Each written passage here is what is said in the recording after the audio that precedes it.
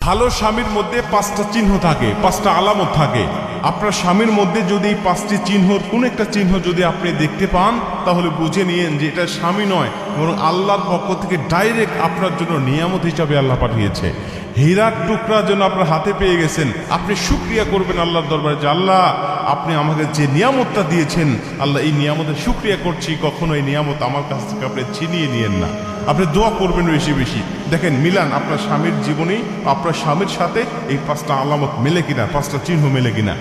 এক নম্বরে, আপনার ভালো স্বামী যিনি, উনি আপনি ভুল করলে আপনাকে বোঝানোর চেষ্টা করবে, আপনার শরীরে আঘাত করবে না, আপনাকে বারবার বোঝাবে।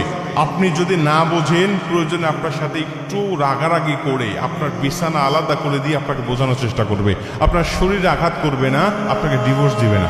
এটা হলো ভালো স্বামীর লক্ষণ। আপনি তাও যদি না বোঝেন, প্রয়োজনে আপনাকে পারিবারিক একটা বৈঠকের মাধ্যমে আপনাকে বোঝানোর চেষ্টা করবে, তবু আপনাকে আলাদা করবে না, আপনার শরীরে আঘাত করবে না। আর যারা খারাপ স্বামী, ওরা কিছুতে একটু থেকে আর একটু হলেই, পান থেকে চুন খুঁজলেই মুহূর্তের মধ্যেই তার শরীরে আঘাত করা শুরু করে দেয়, একেবারে জখম করে দেয়। এরকম যদি হয়, ওই স্বামী কখনো আদর্শবান নয়। কিন্তু যদি আপনাকে বোঝানোর চেষ্টা করে, প্রথমে শুকরিয়া করবেন যে আপনার স্বামী ভালো, আদর্শবান, এবং দ্বিতীয়ত ওই উপদেশগুলো আপনি মানার চেষ্টা করবেন, কখনো তারা অবাধ্য হবেন না। 2 নম্বরে, যেই স্বামী ঝগড়া হলেও স্ত্রীকে কটু কথা বলে কষ্ট দেয় না, ওই স্বামী 100% আদর্শ স্বামী।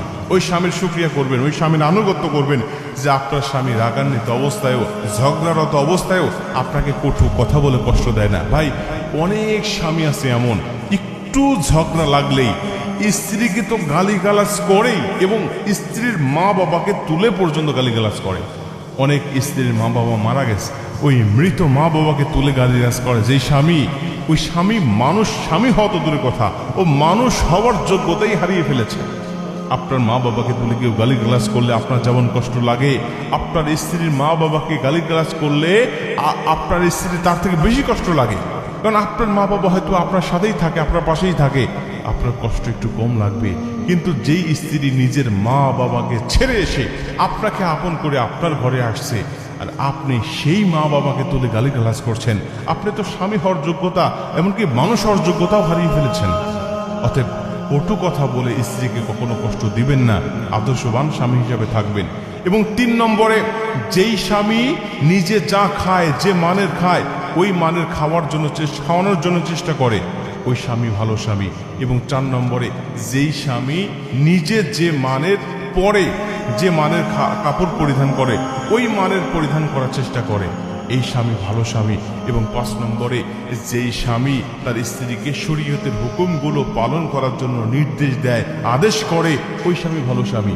অনেক স্বামী আছে নিজে নামাজ পড়ে, স্ত্রীকে বলেই না, নিজে ভালো থাকে, স্ত্রীকে ভালো করতে বলে না, নিজে ফজরের সময় উঠে মসজিদে যায়, স্ত্রীকে ডাক দেয় না। এই স্বামী আদর্শবান নয়। আর যেই স্বামী ফজরের সময় স্ত্রীকে ডাক দিয়ে তুলবে, নামাজ পড়াবে, প্রিয় মা, প্রিয় বোন, রাগ করবেন না, কষ্ট করবেন না, মনে নেবেন যে আল্লাহ পাকের নিয়ামত আপনার ঘরে আছে, আপনি সঙ্গে সঙ্গে উঠে নামাজটা আদায় করে ফেলবেন।